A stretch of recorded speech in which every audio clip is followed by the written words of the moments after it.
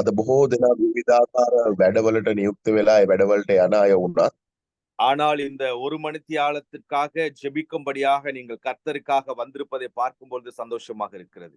මේ පැයක කාලයක් ස්වාමීන් වහන්සේත් එක්ක යාත්නා කරන්න පැමිණීම ගැන ඒක ලොකු සතුටක්. ஏனென்றால் கர்த்தருடைய பாதத்திலே நாங்கள் இருக்கும்போது அதற்குரிய ஆசீர்வாதங்களை ஆண்டவர் நிச்சயமாக கொண்டு வருவார். මොකද ස්වාමීන් වහන්සේගේ පාද පාමුලේදී උන්වහන්සේගේ ආශිර්වාදය උන්වහන්සේ අනිවාර්යයෙන්ම රැගෙන එනවා. இன்றைக்கு நான் உங்களுக்கு தெரிந்த ஒரு நபரை குறித்து ஒரு சில காரியங்களை உங்கள் மத்தியில நான் பேச ஆசைப்படுகிறேன். මේ උදෑසන එක මිනිහෙක් ගැන මම ඔබත් එක්ක කතා කරන්න කැමතියි. உங்கள் எல்லாருக்கும் நன்றாக தெரிந்திருக்கும் ஆபிரகாமை குறித்து நீங்கள் நன்றாக கேள்விப்பட்டிருப்பீர்கள்.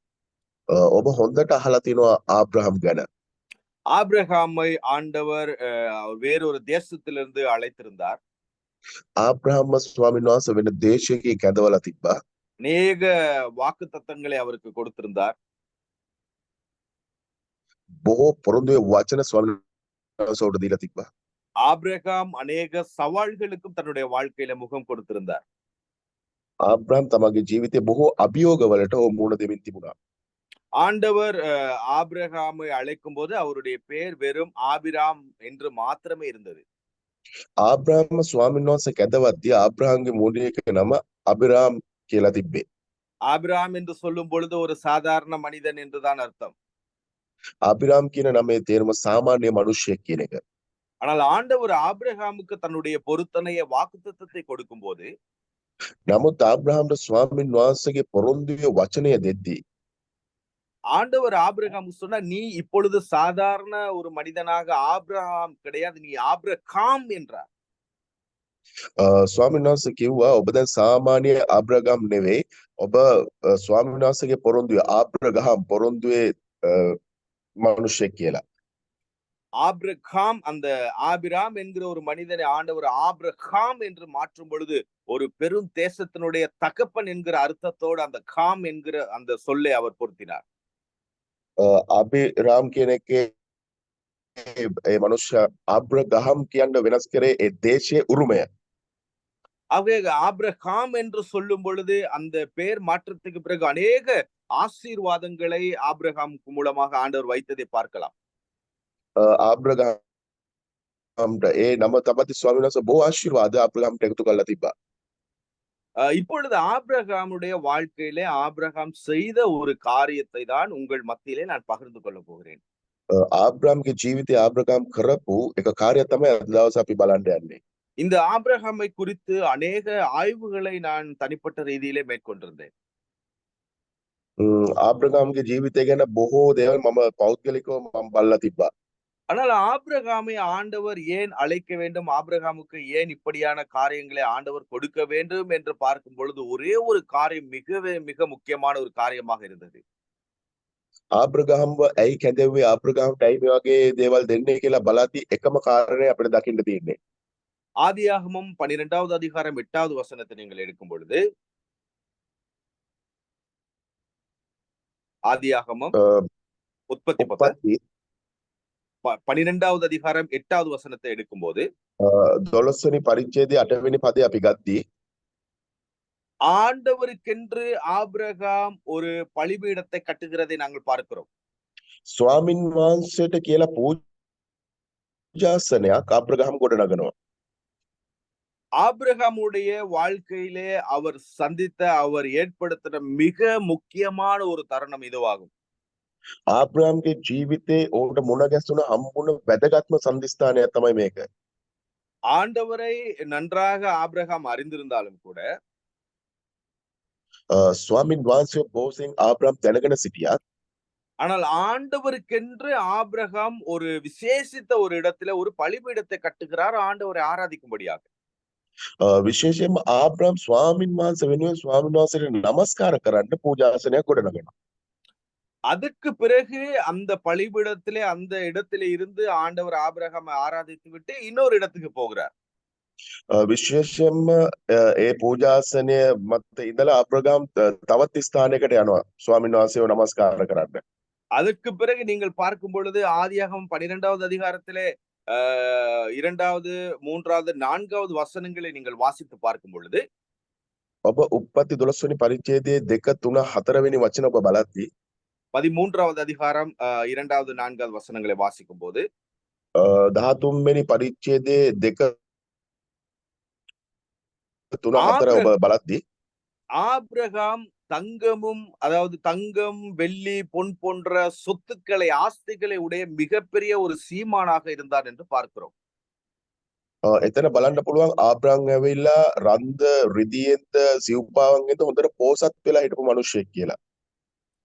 இவ்வளவு பெரிய ஒரு பொக்கிஷத்தை அல்லது ஒரு பெரிய ஒரு பணக்காரராக ஒரு சீமானாக இருந்த ஆபிரகாம் මෙච්චර පෝසත්ව හිටපු ආබ්‍රහම් அவர் முன்பு கட்டிய அந்த பலிபீடத்திலிருந்து சற்று வெகு தூரமான ஒரு இடத்துல அவர் இருக்கிறார். ඔහු කලින් හදපු පූජාසනයට වඩා ඔහු සාමාන්‍ය ටික දුරක තමයි දැන් ඉන්නේ.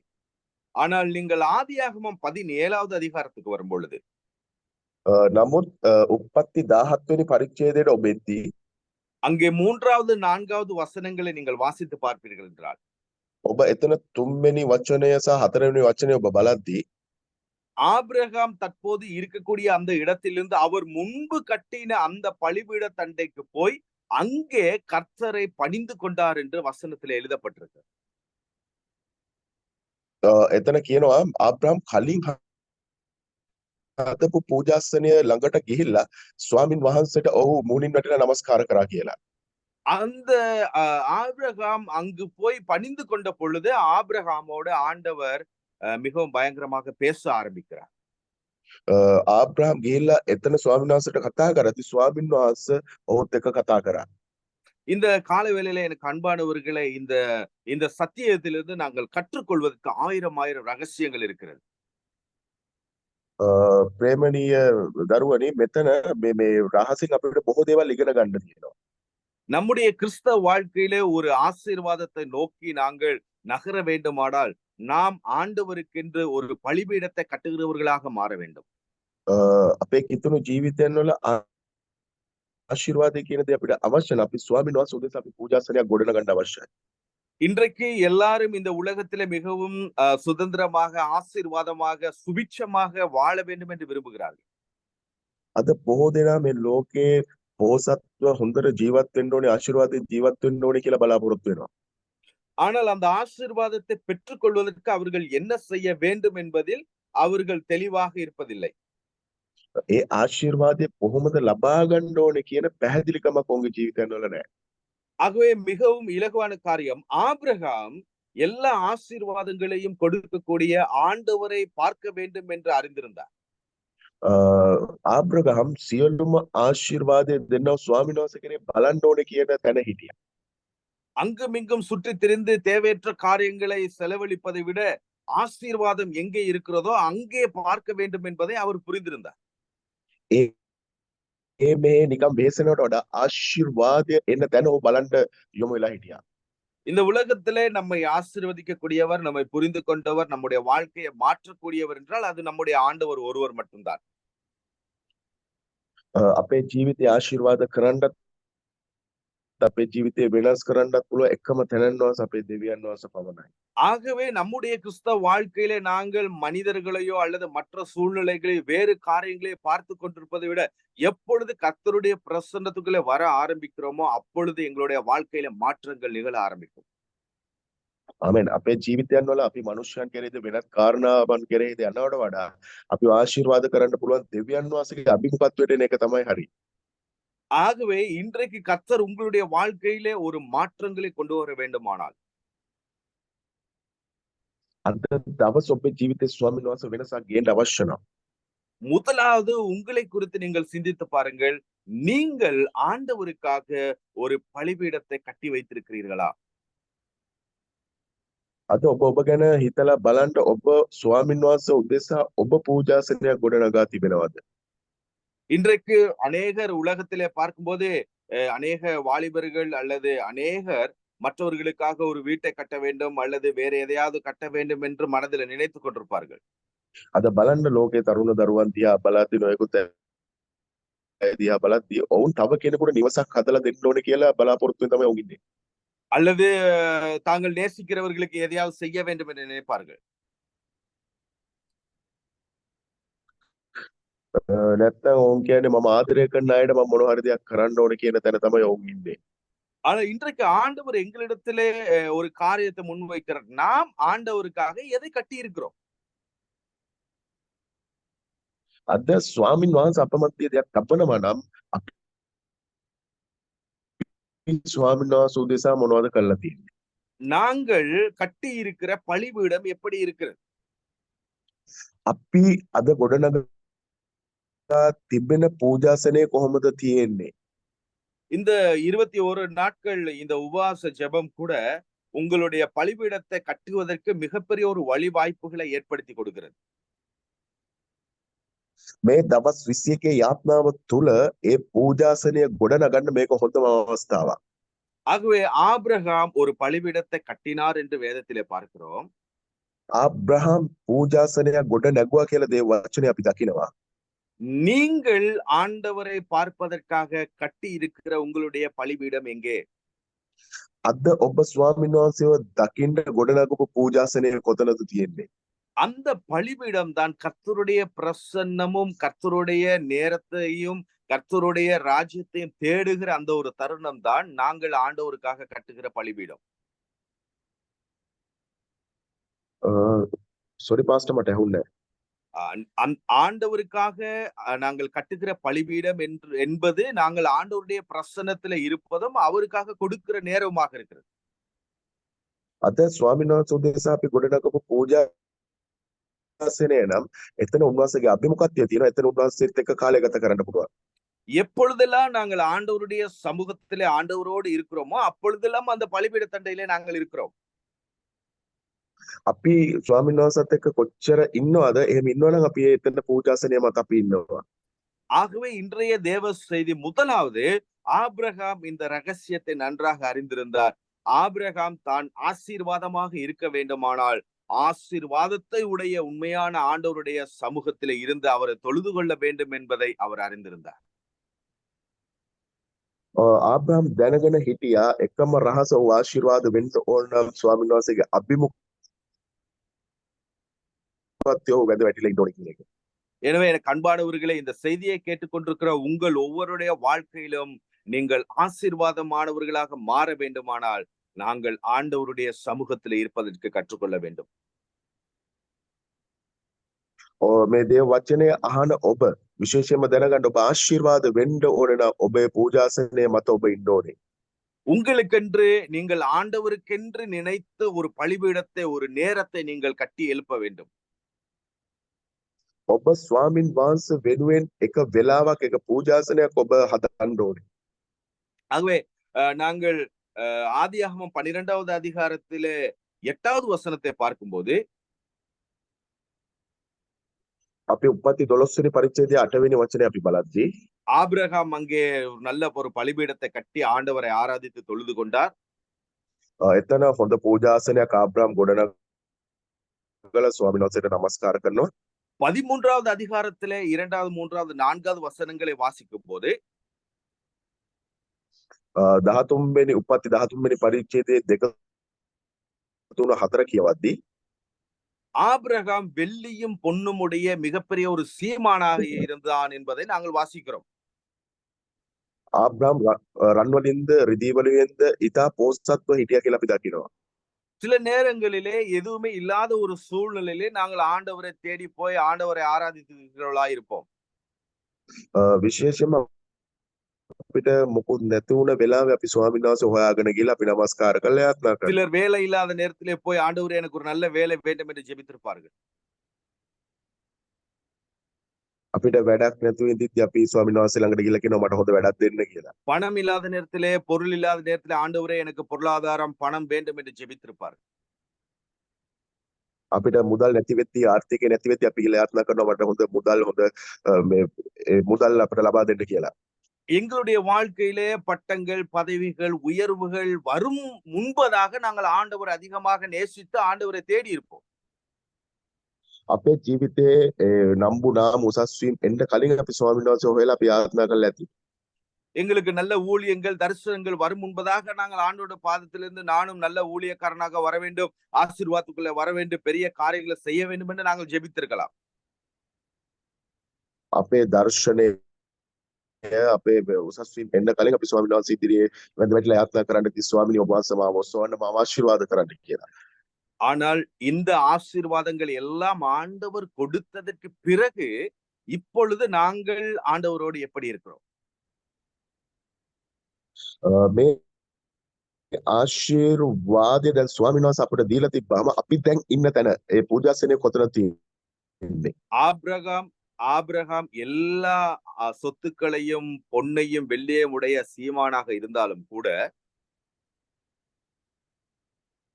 ආබ්‍රාම් රන්ද රිදීද ඇතුව පෝසත්ව හිටියත් அவர் அங்கே நடந்து சென்று அவர் முன்பு கட்டின அந்த பலிபீடத்தட்டைக்கு மீண்டும் வெகு தூரமாக சென்று ஆண்டவரை நோக்கி ஆராதித்து ஆண்டவரை பணிந்து கொண்டார் என்பதை நாங்கள் வேதத்திலே வாசிக்கிறோம். අපි දකිනවා ආබ්‍රාම් කලින් හදපු පූජාසනයක දුරව තිබ්බත් ඔහු එතනට ගිහිල්ලා ස්වාමීන් වහන්සේව නමස්කාර කරා. ආමේන්. எனக்கு அன்பானவர்களே, நம்முடைய வாழ்க்கையில எவ்வளவு உயர்வுகள், எவ்வளவு ஆசீர்வாதங்கள், எவ்வளவு பெரிய பெரிய காரியங்கள் நமக்கு கிடைத்திருந்தாலும் கூட ප්‍රේමණීයවරුනි අපිට බොහෝ උසස් වීම බොහෝ ආශිර්වාද බොහෝ දේවල් අපිට ලැබුණා. எப்பொழுதும் ஆண்டவரை தேடி போய் ஆண்டவரை ஆராதிக்கிறவர்களாக நாங்கள் மாறும் பொழுது අපි ස්වාමීන් වහන්සේව සොයාගෙන ගිහිල්ලා අපි ස්වාමීන් වහන්සේට නමස්කාර කරන අය වෙන්න ඕනේ. ஆண்டவருக்காக நாங்கள் எங்களுடைய நேரங்களையும் காலங்களையும் எங்களுடைய வாழ்க்கையை அர்ப்பணிக்கும் போதே நாம் மிகப்பெரிய ஆசீர்வாதம் உள்ளவர்களாக மாற முடியும். අපි ස්වාමීන් වහන්සේ වෙනුවෙන් අපේ කාලය අපේ ශ්‍රමය හැම දෙයක්ම වැය කරද්දී අපි ආශිර්වාදලත් මනුෂ්‍යයන් වෙනවා. எனக்கு தெரியும் இன்றைக்கு நாங்கள் வாழ்ந்து கொண்டிருக்கிற இந்த சூழ்நிலைகள் மிக வேகமாக ஓடிக்கொண்டிருக்கிறது. අද අපේ ජීවත් වෙනව තත්ත්වයන් විශේෂයෙන්ම වේගයෙන් එක දුවනවා. அநேகர் பொருளாதாரத்திற்காக ஓட வேண்டிய ஒரு சூழ்நிலை இருக்கு. බොහෝ අය මුදල් නිසා දුවගෙන ඉන්නා වූ තත්ත්වයක ඉන්නේ. அநேகர் வேலைகளுக்காக குடும்ப பொறுப்புகளுக்காக ஓட வேண்டிய ஒரு சூழ்நிலையில் இருக்கிறோம். බොහෝ දෙනා පවුලේ තිබෙන தத்துவ වෙනුවෙන් දුවාගෙන ඉන්නේ. அநேகர் தங்களுடைய தனிப்பட்ட வாழ்க்கையை கட்டுவதற்காக பொருளாதாரத்துக்காக ஓட வேண்டிய ஒரு சூழ்நிலையில இருக்கிறோம். විශේෂයෙන්ම තමාගේ පෞද්ගලික ජීවිතයේ මුදල් නිසා ආර්ථික නිසා හදා ගන්න ඕනේ. ඒක නිසා இவையெல்லாம் இந்த உலகத்துல நாங்கள் இருக்கும்போது நாங்கள் ஓட வேண்டிய ஒரு காரியங்கள் தான். අපි මේ ලෝකෙදී අපි හැමෝම දැනගන්න ඕන එක කාරණාවක්. நாங்கள் எப்பொழுது ஆண்டவருக்காக ஒரு பலிபீடத்தை கட்டி அங்கே ஆண்டவரோடு நேரத்தை செலவிட ஆரம்பிக்கிறோமோ අපි කොතනද ස්වාමීන් වහන්සේ පූජාසනයක් හදලා අපි ස්ථානයේ ස්වාමීන් වහන්සේත් එක්ක කාලය ගත කරන්නේ. எப்பொழுது ஆண்டவருடைய பிரசன்னத்துல இருந்து ஆண்டவருடைய அந்த அன்பை உணர ஆரம்பிக்கிறோமோ අපි ස්වාමීන් වහන්සේගේ අභිමුඛත්වයේ ඉඳලා අපි ස්වාමීන් වහන්සේගේ ප්‍රේමය අපි හැගෙන්න පටන් ගන්නෙ. ஆண்டவர் நம்முடைய வாழ்க்கையில மிகப்பெரிய ஆசீர்வாதங்களை மாற்றங்களை நிச்சயமாக கொண்டு வருவார். ස්වාමීන් වහන්සේ බොහෝ වෙනස්කම් බොහෝ ආශිර්වාදයන් ස්වාමීන් වහන්සේ අපේ ජීවිතයන් වල ගේනවා. ආමේන්. அநேக நேரங்களிலே நேற்று என்பது முடிந்து விட்டது என்று நாங்கள் பேசிக் கொண்டிருக்கிறோம். අපි බොහෝ වෙලාවට ඊයේ කියන දේ ගැන ගත්තොත් ඒක ඉවරයි කියලා අපි කතා කරනවා. ஆனால் நேற்று முடிந்த காரியங்களை பார்க்கும் பொழுது நேற்றோடு சேர்த்து நம்முடைய பாவங்கள், நம்முடைய கசப்பான வாழ்க்கைகள், நம்முடைய தோல்விகள், நம்முடைய பலவீனங்கள் எல்லாமே சேர்ந்துதான் முடிந்திருக்கிறது என்பதை புரிந்து கொள்ள வேண்டும். ඊයේ කියද්දි අපි බලන්න ඕනේ අපේ තිත්ත දේවල් අපේ පාපෙන් හැම දෙයක්ම ඒ දවසිනේ හැම දෙයක්ම උන්වහන්සේ ඉවර කළා ඉවරයි. இன்றைக்கு நாங்கள் ஒரு தீர்மானத்தை எடுக்க வேண்டும். අද දවස් අපි තීරණයක් ගන්න. இன்றைக்கு நாங்கள் ஆண்டவரோடு மீண்டும் ஒரு பலிபீடத்தை கட்டுகிற ஒரு தருணத்தை ஆண்டவர் கொடுத்திருக்கிறார். අද දවස ස්වාමීන් වහන්සේනේ පූජාසනයක් ගොඩනගන්නා ඔය තැන ස්වාමීන් වහන්සේ අපිට දීලා තියෙනවා. நீங்களும் இந்த உலகத்திலே ஒரு ஆபிரகாமை போல ஆசீர்வதிக்கப்பட வேண்டும் என்று ஆண்டவர் விரும்புகிறார். ස්වාමීන් වහන්සේ කැමති ආබ්‍රහම් වගේ මේ ලෝකේ අපිට ආශිර්වාද වෙනවා නම් ஆபிரகாமுக்கு ஆண்டவர் கொடுத்த அதே பொருத்தனையை இன்றைக்கு நமக்கும் கொடுக்கிறார். ආබ්‍රහම්ට දුන්නා ඔය පොරොන්දුව ස්වාමීන් වහන්සේ අද දවසත් අපටත් දීලා තිබෙනවා. நான் உன்னை ஆசீர்வதித்து உன் பேரை பெருமைப்படுத்துவேன் என்று ஆண்டவர் சொல்லுகிறார். ස්වාමීන් වහන්සේ කිව්වා මම නුඹට ආශිර්වාද කළා නුඹේ නාමය මම කීර්තිමත් කරනවා කියලා. ආමේන්. இன்றைக்கு இந்த காலை பொழுதிலே ஆண்டவர் உங்களுக்கு கொடுக்கிற இந்த வாக்குத்தத்தத்தை நீங்கள் பிடித்துக் கொள்ள வேண்டும். මේ උදෑසන ස්වාමීන් වහන්සේ ඔබට දෙන්නා වූ පොරොන්දු වචනය ඔබ අල්ල ගන්න ඕනේ. நீங்கள் உங்களுடைய வாயினால அதை அறிக்கை செய்ய வேண்டும். நானும் ஆபிரகாமை போல ஆசீர்வதிக்கப்பட்டவர், நானும் ஆபிரகாமை போல பெரிய காரியங்களை செய்வதற்காக அழைக்கப்பட்டவன் என்பதை நீங்கள் நம்ப வேண்டும். ඔබ මුකෙන් ප්‍රකාශ කරන්න ඕනේ ආබ්‍රහම් වගේ මමත් ආශිර්වාද ලද්දේ. ආබ්‍රහම් වගේ මාත් විශාල දේවල් කරන්න ගැදවපු එක්කෙනෙක් කියලා ඔබ ඒක සිතට ගන්න. இந்த செய்தியை கேட்டுக்கொண்டிருக்கிற உங்களுடைய வாழ்க்கையிலே நீங்கள் அநேக சவால்களை பார்த்திருக்கலாம். මේ දේ වචනේ අහගෙන ඉන්න ඔබ ඔබේ ජීවිතේ බොහෝ අභියෝග වලට මුහුණ දීලා ඇති. நீங்கள் நினைக்கிற என்னுடைய வாழ்க்கை ஒரு தோல்வியை நோக்கி போய் கொண்டிருக்கிறது. ඔබ හිතනවා ඇති මගේ ජීවිතේ පරාජයට ගමන් කරමින් ඉන්නවා කියලා. என்னுடைய வாழ்க்கையில அநேக அவமானங்களை நான் பார்த்து கொண்டிருக்கிறேன் என்று நினைக்கலாம். මගේ ජීවිතේ බොහෝ අවමාන වලට මම මුහුණ දීලා තියෙනවා කියලා ඔබ හිතන්න පුළුවන්. என்னுடைய பொருளாதாரத்துக்கு நான் என்ன செய்ய போறேன், எதிர்காலத்துக்கு என்ன செய்ய போகிறேன் என்று நீங்கள் திகைத்துக் கொண்டிருக்கலாம். ඔබ හිතන්න පුළුවන් මගේ ආර්ථිකය වෙනුවෙන් මම මොකද්ද කරන්නේ මගේ ඉදිරිය වෙනුවෙන් මම මොකද්ද කරන්නේ කියලා ඔබ හිතාගෙන ඉන්න පුළුවන්. ஆனால் உங்களுடைய முழு வாழ்க்கையை மாறக்கூடிய ஒரு இடம் இருக்கிறது. அதுதான் ஆண்டவருடைய பிரசன்னம். අද ඔබගේ ජීවිතය සම්පූර්ණ වෙනස් කරන්න පුළුවන් එක තැනක් තියෙනවා. ඒක තමයි ස්වාමීන් වහන්සේගේ අභිමුඛත්වය. ආමේන්. හalleluya. இன்றைக்கு நீங்கள் ஆண்டவருக்காக ஒரு பலிபீடத்தை கட்ட வேண்டும் என்று நீங்கள் தீர்மானிக்கும் போது, අද දවස් ඔබ තීරණයක් ගන්න ඕන ස්වාමීන් වහන්සේ වෙනුවෙන් මම පූජාසනයක් ගොඩනගනවා කියලා. ஆண்டவர் ஆபிரகாமை போல உங்களையும் ஆசீர்வதித்து உயர்த்த ஆரம்பிப்பார். ස්වාමීන් වහන්සේ ආබ්‍රහම් වගේ ඔබවත් ආශිර්වාද කළා ඔසවන්න පටන් ගන්නවා. உங்களை கொண்டு உங்களுடைய பகுதிகளிலே கர்த்தர் பெரிய காரியங்களை செய்ய ஆரம்பிப்பார். ඔබව කරන කොටගෙන ඔබගේ කොටසේ ස්වාමීන් වහන්සේ විශාල දේවල් කරන්න පටන් ගන්නවා. நீங்களும் ஆண்டவருக்காக விசேஷமாக அழைக்கப்பட்ட ஒரு நபராக இருக்கிறீர்கள். ඔබ ස්වාමීන් වහන්සේ වෙනුවෙන් විශේෂයෙන්ම කැඳවපු මිනිසෙක් ඔබ ඉන්නවා. நீங்களும் பெரிய காரியங்களை செய்வதற்காக ஆண்டவர் உங்களை அழைத்திருக்கிறார். ඔබත් විශාල දේවල් කරන්න ස්වාමීන් වහන්සේ ඔබ කැඳවලා තිබෙනවා. ஆகவே நீங்கள் இதுவரைக்கும் நினைத்து கொண்டிருக்கின்ற ஒரு நபராக இல்லாமல் இன்றைக்கு ஆண்டவர் உங்களை ஒரு விசேஷித்த ஒரு நபராக மாற்றுகிறார். ඔබ මෙතෙක් වෙලා හිතාගෙන හිටපු මිනිසෙක් නෙවෙයි. ඔබව ස්වාමීන් වහන්සේ වෙනස් වූ මිනිසෙක් බවට ඔබ පරිවර්තනය කරනවා. ஒரு சில நேரங்களிலே நீங்கள் அநேக பிரச்சனைகளுக்கு முகம் கொடுத்து கொண்டிருந்தால் அந்த பிரச்சனைகளை தீர்க்கக்கூடிய வல்லமையை ஆண்டவர் இந்த காலை பொழுதில் இப்பொழுது உங்களுக்கு கொடுக்கிறார். ඔබ බොහෝ ප්‍රශ්න වලට ඔබ මුහුණ දීගෙන හිටියානම් ඒ ප්‍රශ්න වලින් නිදහස් වෙන්න ස්වාමීන් වහන්සේ විශේෂිත කරුණාවක් ඔබට දෙනවා. அந்த பிரச்சனைகளை நீங்களே முடிவுக்கு கொண்டு வரக்கூடிய பலனை ஆண்டவர் இப்பொழுது உங்களுக்கு கொடுக்கிறார். ඒ ප්‍රශ්න හැම දෙයක්ම විසඳන්න පුළුවන් බලයක් ස්වාමීන් වහන්සේ ඔබට නිදහස් කරනවා. ஆகவே இந்த கால வேளையில நாம் எல்லாரும் ஆண்டவருக்காக ஒரு பலிபீடத்தை கட்டி அவருடைய பிரசன்னத்திலே இருப்பதற்காக ஒரு நேரத்தை நாங்கள் ஆயத்தப்படுத்தி வைத்துக் கொள்ள வேண்டும். ඒක නිසා අපි ස්වාමීන් වහන්සේ උදෙසා පූජාසනයක් ගොඩනගලා එතන කාලය උන්වහන්සේට දෙන්න පුළුවන් විදියට අපිව සකස් කරගන්න ඕනේ. இந்த செய்திக்கு பிறகு இனி வரப்போகிற உங்களுடைய வாழ்க்கை எப்படி இருக்கும் என்றால், මේ දේශනාවට පස්සේ ඔබගේ ජීවිතේ කොහොමද තියෙන්න යන්නේ කියනවනම් நீங்கள் ஆண்டவருக்காக ஒரு பலிபீடத்தை கட்டி ஆண்டவரோடு எப்படி உங்களுடைய உறவை வளர்க்கிறீர்கள் என்பதிலிருந்து உங்களுடைய ஆசீர்வாதங்களும் உங்களுடைய வளர்ச்சியும் காணப்படும்.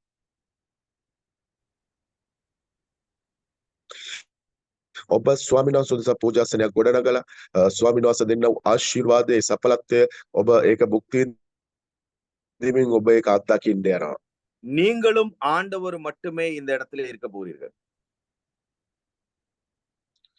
ඔබයි ස්වාමීන් වහන්සේ පමණයි මේ ස්ථානයේ ඔබ සිටින්න යන්නේ. அந்த அருமையான பலிபீடத்தை நீங்கள் இப்பொழுதே கட்ட ஆரம்பிங்க.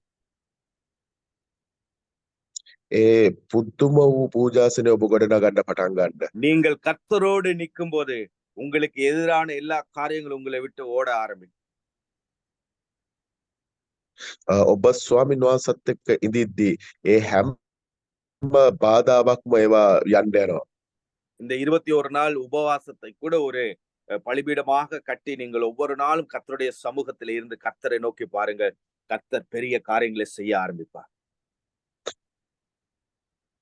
මේ දවස් 21 නිරහර යාත්නාව තුළ ඔබ පූජාසනයක් ගොඩනගලා ඔබේ පූජාසනය මත ඔබ ඉන්න ස්වාමීන් වහන්සේ බලවත් දේ කරන්න පටන් ගන්නවා.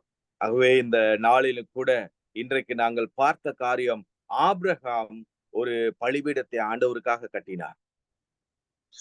අද දවස් අපි බලපු කාරණාව නම් ආබ්‍රහම් ස්වාමීන් වහන්සේ වෙන පූජාසනයක් ගොඩනැගුවා. அதுக்கு பிறகு நாங்கள் பார்க்கிறோம், அவர் மிகப்பெரிய வெள்ளியும் பொன்னும் உடைய ஒரு சீமானாக இருந்தாலும், அவர் சொத்துக்களுடையவராக ஒரு பெரிய ஒரு பணக்காரராக இருந்தாலும், ஒரு நாளும் அவர் ஆண்டவரை மறந்து போகவில்லை. ඔහු බොහොම පෝසත්ව රන්ද රිදියෙන්ද හිටපු මිනිස්සෙක් වුණත් ඔහු කවදාවත් ස්වාමීන් වහන්සේව අමතක කරේ නැහැ. அவர் எங்கே ஒரு பலிபீடத்தை கட்டினாரோ அந்த இடத்துக்கு நடந்து போய் மிக தூரத்தில் இருந்த அந்த பலிபீடத்திலே அவர் மீண்டுமாக அங்கே போய் ஆண்டவரை தொழுது கொண்டு தன்னுடைய அன்பை வெளிப்படுத்துவதை பார்க்கிறோம். ඔහු කලින් හදපු පූජාසනය කොච්චර දුර තිබ්බත් ඔහු එතනට ගිහිල්ලා ස්වාමීන් වහන්සේට ප්‍රේමය දෙන එක අපි දැක්කා. இந்த அன்பை தான் நாங்கள் ஆண்டவருக்கு காண்பிக்க வேண்டும் பிரியமானவர்களே. මෙන්න මේ ප්‍රේමය තමයි අපි ස්වාමීන් වහන්සේට දක්වන්න ඕනේ. நாம் ஆண்டவரை நேசிக்கும் போது ஆயிரக்கணக்கான ஆசீர்வாதங்களுக்கு நாமும் சொந்தக்காரர்களாக மாறப் போகிறோம். මම ස්වාමීන් වහන්සේට ප්‍රේම කරද්දී දහස් ගණන් ආශිර්වාදය මට උණු වෙනවා. ආමේන්. இந்த காலை வேளையிலே ஆண்டவர் உங்களை ஆசீர்வதிப்பாராக. මේ උදෑසන ස්වාමීන් වහන්සේ ඔබ ආශිර්වාද කරනසේක්වා. உங்களுடைய சூழ்நிலைகளை இப்பொழுது ஆண்டவர் மாற்றிக் கொண்டிருக்கிறார். දැන් ඔබගේ වාතාවරණ ඔබගේ තත්ත්වය ස්වාමීන් වහන්සේ වෙනස් කරමින් සිටිනවා. நீங்கள் ஒரு மகிமையுள்ள ஆண்டவரை நேசிப்பதினால் எதற்கும் கவலைப்பட வேண்டிய அவசியம் இல்லை. ඔබ මහිමෙන් පූර්ණ වූ ස්වාමීන් වහන්සේට ඔබ ප්‍රේම කරන නිසා කිසි දෙයකට ඔබ කැළඹෙන්න අවශ්‍ය නැහැ. நீங்கள் ஒரு பலிபீடத்தை கட்டி அந்த பிரசன்னத்துல இருப்பதினால் நீங்கள் பயப்பட வேண்டிய அவசியம் இல்லை. ඔබ පූජාසනයක් ගොඩනගලා ඒ අභිමුඛත්වයේ ඉන්න නිසා ඔබ බය වෙන්න අවශ්‍ය නැහැ. கர்த்தருடைய கரம் உங்களுடைய வாழ்க்கையில மிகப்பெரிய ஆசீர்வாதங்களை கொண்டு வரட்டும். ස්වාමීන් වහන්සේගේ හස්තය බොහෝ ආශිර්වාදයෙන් ඔබේ ජීවිතයට ගෙනෙයි. இந்த ஊழியத்துல இருக்கிற உங்கள் ஒவ்வொருவரை கர்த்தர் ஆசீர்வதிப்பாராக. මේ සේවයේ ඉන්න ඔබ සියලු දෙනා ස්වාමීන් වහන්සේ ආශිර්වාද කරනසේක. இந்த நாளில கூட இந்த உபவாச நாளிலே இந்த செய்தியை கொடுக்கும்படியாக அழைத்த அருமையான தேவ மனிதர் ஊழியக்கார சகோதரர் சிம்சோனுக்கு என்னுடைய நன்றிகளை தெரிவிக்கிறேன். අද දවසේ මේ අවස්ථාව දුන්නා වූ සේවකයා වෙන සිම්සන්ට අපි ස්තුති කරනවා. அதுபோல ஒரு நல்ல இந்த காலை வேளையிலே மிக அருமையாக மொழிபெயர்ப்பு செய்து கொண்டிருக்கிற என்னுடைய அன்பான சகோதரர், கர்த்தர் உங்களையும் உங்களுடைய ஊழியத்தை ஆசீர்வதிப்பாராக. உங்களுக்கு என்னுடைய நன்றிகளை தெரிவிக்கிறேன். අද දවසේ පරිවර්තනය කරගෙන ඉන්න සහෝදරයා ඔබ ස්වාමීන් වහන්සේ ආශිර්වාද කරයි. இந்த குழுவிலே கலந்து கொண்டிருக்கிற உங்கள் எல்லாரையும் கர்த்தர் மேன்மையாக ஆசீர்வதிப்பாராக. අද දවසේ මේ ගෲප් එකේ ඉන්න සියලුම දෙනාව ස්වාමීන් වහන්සේ ආශිර්වාද කරයි. கர்த்தருக்காக ஒரு பலிபீடத்தை கட்டுங்கள், ஆசீர்வாதமாக வாழுங்கள் என்று வாழ்த்துக்களை கூறி நாங்கள் மற்றொரு தேவ செய்தியில சந்திப்போம். கர்த்தர் உங்களை ஆசீர்வதிப்பார். ස්වාමීන් වහන්සේට පූජාසනයක් ගොඩනගන්න ඒකට ස්වාමීන් වහන්සේ ඔබ ආශිර්වාද කරයි. අපි ඉතිරි දේවල් වලට අපි ගමන් කරමු. Amen. Amen. God bless you. God bless you. Sure. Thank you, Pastor. Thank you so Amen. much for வார்த்தைக்காக. God bless you, brother. Thank you. ஆமென். நாங்க நல்ல ஒரு வார்த்தையை கேட்டோம் இந்த காலை வேளையில. ஆமென். මේ උදෑසන අපි හොඳ වචනයක් අපි ආශිර්වාද වෙනවා වහන්සේගේ. விசுவாசிங்க எல்லாருமே பலிபீடத்தை கட்ட ஆயத்தமா இருக்கீங்கன்னு சொல்லி. විශ්වාස කරනවා අපි හැමෝම පූජාසනයක් ගොඩනගන්න අපි සූදානම් කියලා. நம்ம என்னோட வாழ்க்கையில ஆசீர்வாதத்துக்குரிய ஒரு இலகுவான நல்ல ஒரு ரகசியமான ஒரு பாதையை இந்த காலை வேளை ஆண்டவர்களுக்கு காட்டியிருக்கிறார். මේ උදෑසන අපි ආශිර්වාදය ගැන ඉතාමත් ගැඹුරින් ස්වාමීන් වහන්සේ අපිට ඒක ඉදිරිපත් කරා. நம்ம ஆண்டவர்களுக்கு ஆவிக்குரிய ஆசீர்வாதம் உலகப்பிரகார ஆசீர்வாதம் தருவார். அவருடைய சமூகத்துல நாங்க காத்திருக்கும் பொழுது අපි ස්වාමීන් වහන්සේගේ අභිම්පතිය බලා සිටිද්දී ලෝකයේ ආශිර්වාදය ආත්මික ආශිර්වාදය ස්වාමීන් වහන්සේ අපට ගෙන දෙනවා. ஆமென். நாங்க கொஞ்ச நேரம் அப்படி ஆண்டவரை நான் துதித்து அவருடைய நாமத்தை மகிமைப்படுத்தி இந்த நாளை நாங்கள் நிறைவு செய்ய போகிறோம். අපි ස්වාමීන් වහන්සේට ස්තුති කළ නමස්කාර කළා. අපි අද දවස් අපි අවසන් කරන්න යනවා. ஆமென். இருக்கிறதுல ஒரு விஷயம் நாங்க கண்களை மூடுவோம். Hallelujah. අපි ඉන්න ස්ථානය තුළ එක වතාවක් අපි ඇස්වසලා ஒரு விஷயம் கத்தர் இந்த காலை வேளையில பேசின வார்த்தையை நான் நினைவு கூறுவோம். එක වතාවක් අපි ස්වාමීන් වහන්සේ අපට කතා කරපු ඒ වචනය අපි මෙනෙහි කරමු. ஆமென். கர்த்தருடைய சமூகம் எங்களுக்கு இருக்கிற பொழுது இன்னைக்கு நானும் நீங்களும் வேறு திசையை நோக்கி வேறு பாதையை நோக்கி ஆசீர்வாதத்துக்காய் ஓடிக்கொண்டிருக்கிறோம். අපි ස්වාමීන් වහන්සේගේ ඒ පූජාසනය මත ඒ අභිමුඛත්වයේ ඉදින්දී ස්වාමීන් වහන්සේගේ ආශිර්වාදය ස්වාමීන් වහන්සේ අපට එකතු කරනවා. ஆமென். ஒரு விஷயம் நாங்கள் தீர்மானம் எடுப்போம். இனி நாங்கள் கர்த்தருடைய சமூகத்துல அவருக்காய் பலிபீடத்தை கட்டும்படியாக. අපි හැමෝම තීරණයක් ගමු අපි ස්වාමීන් වහන්සේ ඉදිරියේ අභිමුඛත්වයේ අපි පූජාසනය ගොඩනගනවා කියලා. அதுபோல அருமையான தேவ ஊழியர் ரெவரண்ட் டாக்டர் இஸ்ரேல் அவருக்காக ஜெபித்துக் கொள்ளுங்க. அவர் செய்கிற ஊழியங்கள் பூரி மினிஸ்ட்ரி அதுபோல அவர் எல்லா நாடுகளுக்கும் போயிட்டு கர்த்தர் ஊழியர்களை செய்கிறார். தனிப்பட்ட ரீதியில் அவருக்காக ஜெபியுங்க. கர்த்தர் இன்னும் அவரை அநேகருக்கு ஆசீர்வாதமாய் வல்லமையாய் பயன்படுத்தும்படியாக. ඔබ යාත්නා කරන්න විශේෂයෙන්ම දේව වචනය ගෙන ආවා වූ දේවදාසය උදෙසා ඔහුගේ සේවය උදෙසා ස්වාමීන් වහන්සේ ඔබ තව පාවිච්චි කරන්න ඕනේ කියලා ඒ යාත්නාවේ හදවත ඔබ තබා ගන්න. ஆமென். எல்லாரும் கண்களை மூடி கொஞ்ச நேரம் நாங்கள் ஜெபம் பண்ணுவோம். ஹalleluya. Thank you අපි Jesus. ඇස්වසලා අපි ටික මොහොතක් අපි යාත්නා කරමු. ஹalleluya. ஆண்டவரை பார்த்து சொல்லுங்க, ஆண்டவரே உமக்காக பலிபீடத்தை கட்ட ஆண்டவரே நேரத்தை ஒதுக்க எங்களுக்கு உதவி செய்யுங்க ஆண்டவரே. ස්වාමීනි ඔබ වහන්සේ වෙනුවෙන් පූජාසනය ගොඩනගන්න ස්වාමීනි ඒකට කාලය වැය කරන්න ඔබ අසමට උදව් කරන්න. ஆண்டவரே உங்களுக்குள்ள அந்த வாஞ்சையை உண்டு பண்ணுங்க ஆண்டவரே. ස්වාමීනි ඒකට අවශ්‍ය කරන පිපාසිය මා තුළ ගොඩනගන්න. ஆண்டவர் நீ கொடுத்த அந்த ஆண்டவரே ஆசீர்வாதமான ரகசியமான பாதைகள் அங்க செல்ல எங்களுக்கு உதவி செய்யுங்க ஆண்டவரே. ස්වාමීනි ආශිර්වාදයේ ඒ පාදයේ මත යන්න අපට උදව් කරන්න. ஆண்டவரே அப்பா உம்முடைய பலிபீடத்திலிருந்து நாங்கள் தூரமா இருக்கிறோம் ஆண்டவரே. ස්වාමීනි ඔබගේ පූජාසනයෙන් අපි දුරස්ව ඉන්නවද? ஆண்டவர் ஆபிரகாமை போல ஆண்டவரை மறுபடியும் ஆண்டவர் உம்முடைய பலிபீட தண்டையில் வர்ற ஆண்டவரே எங்களுக்கு உதவி செய்யுங்க ராஜா. ස්වාමීනි ආබ්‍රහම් වගේ නැවතත් ඒ පූජාසනය මතට එන්න අපට උදව් කරන්න. ஆண்டவரே உமக்காக நேரங்களை செலவழிக்க ஆண்டவர் உண்மையில அந்த அன்பை காண்பிக்க எங்களுக்கு உதவி செய்யுங்க ராஜா. ස්වාමීනි ඔබ වහන්සේ වෙනුවෙන් කාලය වැය කරලා ඒකේ ආශිර්වාදය මුක්ති විදිහට අපට උදව් කරන්න. ஆண்டவரே விசேஷமா இந்த 21 நாள் ஆண்டவரே அப்பா ஆண்டவர் நல்ல ஒரு சந்தர்ப்பமாக ஆண்டவரே உமக்காக அந்த பலிபீடத்தை கட்டக்கூடிய சந்தர்ப்பமாக பயன்படுத்த ஆண்டவர் எங்களுக்கு உதவி செய்யுங்க ராஜா. විශේෂයෙන්ම මේ දවස් 21 යාත්නාව තුළ මේ පූජාසනය ඔබ වහන්සේ වෙනුවෙන් ගොඩනගන්න අපට උදව් කරන්න. ஹalleluya. அப்படியே கொஞ்ச நேரம் எல்லாரும் அன்மியூட் பண்ணி கொஞ்ச நேரம் நாங்கள் ஜெபம் பண்ணுவோம். ஹalleluya. கர்த்தர் வார்த்தை எங்கள் மத்தியிலே கிரியை අපි செய்யுங்க. හැමෝම ටික මොහොතක් අපි යාත්නා කරමු. ஹalleluya. මේ දේ වචනය අප මැද ක්‍රියා ஹalleluya. කරන පිණිස. ஆவியானவரே உமக்கு நன்றி செலுத்துகிறோம். நீ பேசின வார்த்தைக்காய் உமக்கு நன்றி செலுத்துகிறோம் ராஜா. ஆண்டவரே உமக்காக நாங்கள் பலிபீடங்களை கட்டத்தக்கதாக ஆண்டவரே உமக்காக நேரங்களை ஒதுக்கத்தக்கதாக ஆண்டவரே ஆண்டவரே அநேக தடவை ஆண்டவரே நாங்கள் வெளியிலே ஊழியங்கள் அது இதுன்னு சொல்லி திரிகிறோம் ஓடுகிறோம். நம்முடைய சமூகத்துல காத்திருக்க மறக்கிறோம் ஆண்டவரே. அப்பா எங்களுக்கு உதவி செய்யுங்க ஆண்டு வரப்போற நாட்கள் ஆண்டவரே உமக்காக நேரங்களை ஒதுக்கி ராஜா ஆண்டவர் உமக்காக பலிபீடங்களை கட்டத்தக்கதாக உடைய சமூகத்தில் உடைய பிரசன்னத்தில் அமர்ந்திருக்கத்தக்கதாக ஆண்டவரை நீரும் நானும் என்கின்ற ஆண்டவரை அந்த உறவுல நாங்கள் வளரத்தக்கதாக ஆண்டவரை வந்திருக்கிற ஒவ்வொரு பிள்ளைகளுக்கு நீங்க உதவி செய்யும்படியாய் நாங்கள் செபிக்கிறோம் ஆண்டவரை. ஆண்டவரை இப்படி பரிசுத்தமுள்ள கரத்தில் இந்த நாளை நாங்கள் ஒப்புக் கொடுக்கிறோம் ஆண்டவர். இந்த 4வது நாள் விசேஷமாய் நீ பேசின வார்த்தைக்காக உமக்கு நன்றி செலுத்துகிறோம் ஆண்டவர். இந்த 4வது நாள் ஆண்டவரே அப்பா நாங்கள் காலடி எடுத்து வைத்திருக்கிறோம் ஆண்டவரே. உபவாச ஜெபம் முடியும் வரைக்கும் ஆண்டவரே உம்முடைய பிரசன்னத்துல காத்திருக்கத்தக்கதாக உம்முடைய சமூகத்தை விட்டு உலகாதபடி ஆண்டவரே சத்துரு கொண்டு வருகிற சோதனைகளுக்கும் சத்துரு கொண்டு வருகிற எல்லா காரியங்களுக்கும் விலைக்கு மேற்கொண்டு ஆண்டவரே இன்றைய நாளை உபவாசத்தோடு ஆண்டவரே வெற்றிகரமாக உம்முடைய சமூகத்துல காத்திருந்து உமக்காக பலிபீடங்களை கட்டி ஆண்டவரே அப்பா இதை வெற்றிகரமாக செய்யத்தக்கதாக ஒவ்வொரு பிள்ளைகளுக்கு உதவி செய்யும்படியாய் நாங்கள் செபிக்கிறோம் அப்பா. ஒவ்வொரு பிள்ளைகளுக்கு உதவி செய்யும்படியாய் நாங்கள் செபிக்கிறோம் ராஜா.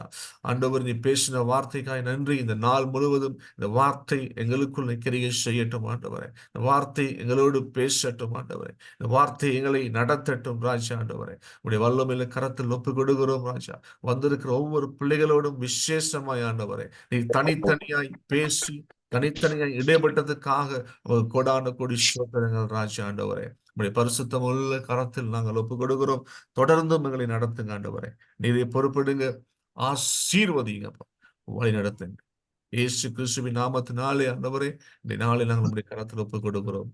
நன்றி ஆண்டவரே. Thank you Jesus. நன்றி பரிசுத்த ஆவியானவரே. ஹalleluya ஹalleluya ஹalleluya. நன்றி செலுத்துகிறோம் ஆண்டவரே. எல்லாவற்றையும் ஒப்புக் கொடுத்து சிலானி யாத்திரை சிலானி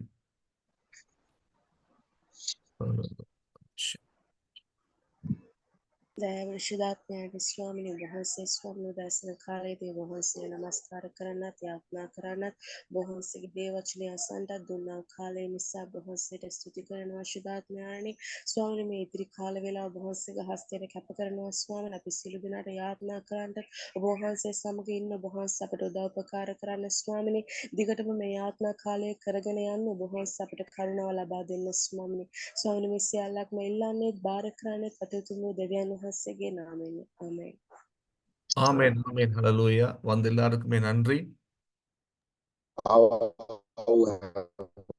ஆமென். நாளை காலை சரியாக 6 மணிக்கு ஜெபம் ஆரம்பமாகும். හෙට දවසත් උදෑ